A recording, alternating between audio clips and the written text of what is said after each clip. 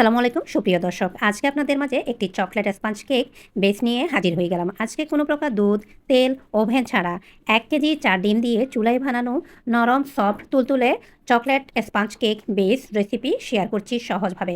কোনো প্রকার ওভেনও লাগবে না, তরল দুধ বা পাউডার দুধ অথবা কোনো প্রকার তেল লাগবে না। চলুন তাহলে দেখে নেওয়া যাক কীভাবে সহজভাবে আজকের এই চকলেট স্পঞ্জ কেক বেস আমরা তৈরি করলাম। এবার আমরা চকলেট স্পঞ্জ কেক তৈরির জন্য শুকনো উপকরণটা চেলে নেব। একটি কন্টেনারে ময়দা নিয়েছি আর মেজারমেন্ট কাপ দিয়ে এইভাবে উপরে নিচে করে ময়দা তারপর কাপের মধ্যে নিতে হবে। এতে করে ময়দার পরিমাণ অতিরিক্ত আসবে না। ময়দার মধ্যে বাতাস থাকলে সেটা বের হয়ে আসবে। তারপর আলতোভাবে চেপে ১ কাপ পরিমাণ ময়দা নিয়েছি, যেখানে গ্রামের মাপে রয়েছে ১২০ থেকে ২৫ গ্রাম। সেমভাবে ১ চামচ, যেখানে ৫ থেকে ৬ গ্রামের মতো রয়েছে বেকিং পাউডার। বেকিং পাউডার যদি পুরাতন হয় সেক্ষেত্রে আরও ১ চিমটি বা ২ চিমটি পরিমাণ বেশি নেবেন। অতিরিক্ত বেকিং পাউডার দিলে আপনাদের কেকটা ফুলে চুপসে যাবে। এইবার ২ টেবিল চামচ পরিমাণ নিচ্ছি কর্নফ্লাওয়ার, যেখানে গ্রামের মাপে রয়েছে ২০ গ্রাম। এইবার সমস্ত শুকনো উপকরণ আমি একটি মিক্সিং বোলে নিয়ে ভালোভাবে মিশিয়ে নেব। ভালোভাবে অবশ্যই মিশিয়ে নিতে হবে। বিশেষ করে যেহেতু আজকে আমরা চকলেট কেক বানাচ্ছি, এর মধ্যে কোকো পাউডার রয়েছে। কোকো পাউডার একেকটা আকৃতি বা ধরন কোকো পাউডারের ময়দার তুলনায় বেকিং পাউডারের তুলনায় একটু ভিন্ন হয়ে থাকে। তার জন্য মিশতে সময় লাগে, তাই খুব ভালোভাবে মিশিয়ে নিতে হবে। এবার পরবর্তী বা দ্বিতীয় স্টেপে চলে এসে রুম টেম্পারেচারে থাকা ৪টি ডিম নিয়েছি। এর মধ্যে ১ চিমটি লবণ দিয়েছি, যেটা চাইলে আপনারা ইগনোর করতে পারেন। যেকোনো মিষ্টির খাবারের মধ্যে ১ চিমটি লবণ দিলে মিষ্টির ব্যালেন্সটা অনেক বেশি পারফেক্ট হয়। এবার ইলেকট্রিক বিটারটা মিডিয়াম টু হাই স্পিডে দিয়ে ৩০ থেকে ৪০ সেকেন্ড পর্যন্ত, যতক্ষণ না পর্যন্ত ক্লাউডি ভাব আসে বা অতিরিক্ত বড় সাইজের এয়ার বাবল ভেঙে একেবারে স্মুথ এয়ার বাবল ক্রিয়েট না হয়, ততক্ষণ পর্যন্ত বিট করব। মানে ৩০ থেকে ৪০ বা ৪৫ সেকেন্ড পর্যন্ত। এর মধ্যে দিয়ে দিলাম পৌনে ১ কাপ মানে ৯০ গ্রাম চিনি। চিনিটা যদি আমরা ৩০ থেকে ৪০ সেকেন্ড পর্যন্ত বিট না করে শুরুতে দিতাম, এতে করে চিনি থেকে পানি ছাড়তে শুরু করত। ফলে আমাদের ডিমের ফোমটা হতে অনেক বেশি সময় লাগতো। এবার আবারও আমি ইলেকট্রিক বিটারটা মিডিয়াম টু হাই স্পিডে মানে ২ থেকে ৩, ৩ থেকে ২ এইভাবে দিয়ে বিট করছি। এই তো অনবরত আমি বাম পাশ থেকে মিক্সিং বোলটা ঘোরাচ্ছি, অন্য পাশ থেকে বিটারটা শুধু যেখানে আছে সেখানে ধরে রাখছি। এইভাবে ঘাঁটাঘাঁটি করা যাবে না, এতে করে অতিরিক্ত বা বড় সাইজের এয়ার বাবল ক্রিয়েট হতে থাকবে। যখন আমাদের ডিমের ফোমটা 50-50 হবে, তখন আমাদের বিটারটা বন্ধ করে তারপর মিক্সিং বোলের নিচে বা চারপাশে ছড়িয়ে ছিটিয়ে থাকা চিনিটা মাঝে এনে আবারও বিট করতে হবে। তা না হলে চিনিটা দেখা যাবে কোথাও, কোথাও হয়তোবা দলা পেকে থাকবে। হ্যাঁ, এতে করে হবে কি আপনাদের কেকটা উপরে ভেজা, ভেজা থাকবে, অন্যথায় মাঝখানে শক্ত হয়ে যাবে। আর যে মিক্সিং বোল বা পাত্রে আপনারা ডিম ভেঙে নেবেন, সেটা অবশ্যই সম্পূর্ণ শুকনো এবং পানিমুক্ত হতে হবে। পাশাপাশি ইলেকট্রিক বিটারটা অবশ্যই চেক করে নিতে হবে।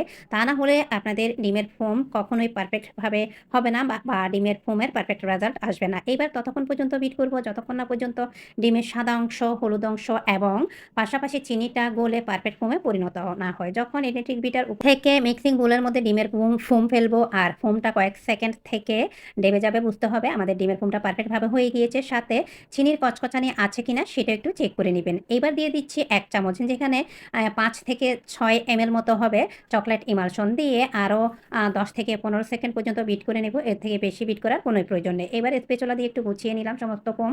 তারপর আগে থেকে চেলে রাখা সেই শুকনো উপকরণ যেভাবে ডিসপ্লেতে দেখতে পাচ্ছেন, ঠিক সেভাবে চেলে নিচ্ছি। এই হচ্ছে আরও একটি ইম্পর্ট্যান্ট টিপস।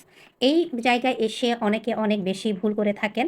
এখন আমি যেভাবে শুকনো উপকরণ মেশাচ্ছি ফোল্ড এবং কাট মেথডে, ভেতরে ফোল্ড ভাব দিয়ে আবার উপরে কিছুটা ঝাঁকিয়ে নেবেন, আবারও আলতোভাবে ঝাঁকিয়ে নেবেন। তার মানে কিন্তু এটা না যে অনেক বেশি সময় ধরে শুকনো উপকরণ মেশাবেন, সেটা কিন্তু হবে না। লং টাইম পর্যন্ত শুকনো উপকরণ যখন মেশাবেন, এতে করে দেখা যাবে আপনাদের শুকনো উপকরণ ঠিকই মিশবে। কেকটা যখন হবে তখন কিন্তু রাবারি টাইপের হয়ে যাবে। আবার শুকনো উপকরণ আলতোভাবে মেশাতে হবে, তা না হলে জোরে, জোরে চেপে, চেপে যখন চাপ দিয়ে শুকনো উপকরণ মেশাবেন, তখন ডিমের ফোমটা ভেঙে কেকটা যখন বেক হয়ে যাবে, দেখা যাবে আপনাদের কেকটা ফুলে চ্যাপ্টা হয়ে শক্ত হয়ে যাবে। এই তো এবার স্প্যাচুলা দিয়ে একটু চেক করে দেখছি যে কোথাও শুকনো উপকরণ দলা পেকে আছে কিনা। স্মুথ একটা কেক বেটার আমাদের তৈরি হয়ে গিয়েছে। আর এইভাবে আমাদের স্মুথ কেক বেটার তৈরি করে নিতে হবে। যেহেতু আমার কাছে হাইট ৮ ইঞ্চ কেক টিন ছিল না, তাই আমি ৮ ইঞ্চ একটি কেক টিনের মধ্যে এইভাবে বেকিং পেপার দিয়ে চারপাশে সমস্ত কেক বেটার উপর থেকে এইভাবে ফেলছি। কিছুটা উপর থেকে কেক টিনে কেক বেটার নিলে এতে করে এর মধ্যে থাকা অতিরিক্ত এয়ার বাবলটা বের হয়ে আসবে। যেহেতু আজকে আমি একটু হালকা টেপ করব, টুথপিক দিচ্ছি না, টুথপিক দিয়ে চারপাশে ফ্ল্যাট করছি না। কারণ হচ্ছে চারপাশে ফ্ল্যাট করতে গেলে দেখা যাবে বেকিং পেপারগুলি ভেঙে যাবে। তো যাই হোক, এই তো সবসময়ের মতো আমি আমার সসপ্যানটা প্রিহিট করে নিয়েছি ১০ মিনিট। তার স্ট্যান্ডটা দিয়ে এবার কেক টিন ব্যাটার সহ বসিয়ে দিয়ে ১ মিনিট হাই হিটে জাল করব।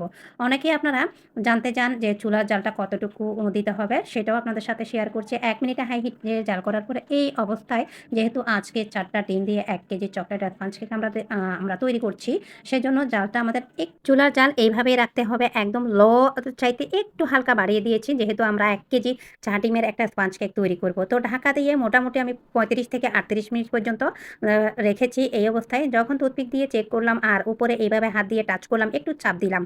তো উপরে ড্রাই মনে হচ্ছে আর ভিতরে ডেবেও যাচ্ছে না। সাথে টুথপিক ক্লিন এসেছে, বুঝতে হবে আমাদের কেকটা একদম ক্লিন।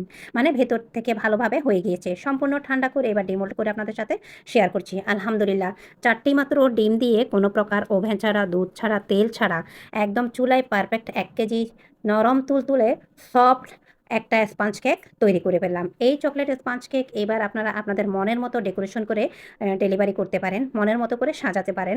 বিজনেসের জন্য এই চকলেট স্পঞ্জ কেকটা একদম পারফেক্ট। যে সকল আপু ভাইয়েরা নতুন এই সেক্টরে আছেন, ওভেন নেই বেকিংয়ের শুরুতে, তারা চাইলে তেল ছাড়া, দুধ ছাড়া সহজভাবে চুলাতে এই রেসিপি ফলো করে পারফেক্টভাবে চকলেট স্পঞ্জ কেক তৈরি করতে পারেন। সাথে বাসার জন্য আবার আপনারা কোনো অকেশনে বেড়াতে গেলে নিজেরা ডেকোরেশন করে কিংবা টুকটাক ডেলিভারিও দিতে পারেন। আশা করি আমার আজকের ভিডিওটা কিছুটা হলেও আপনাদের উপকারে এসেছে। যদি ভিডিওতে বলাতে কোনো কিছু ভুল ত্রুটি আসে অবশ্যই ক্ষমা সুন্দর দৃষ্টিতে দেখবেন। আজকের ভিডিও এই পর্যন্ত। নেক্সট কোনো রেসিপিতে দেখা হবে। আসসালামু আলাইকুম।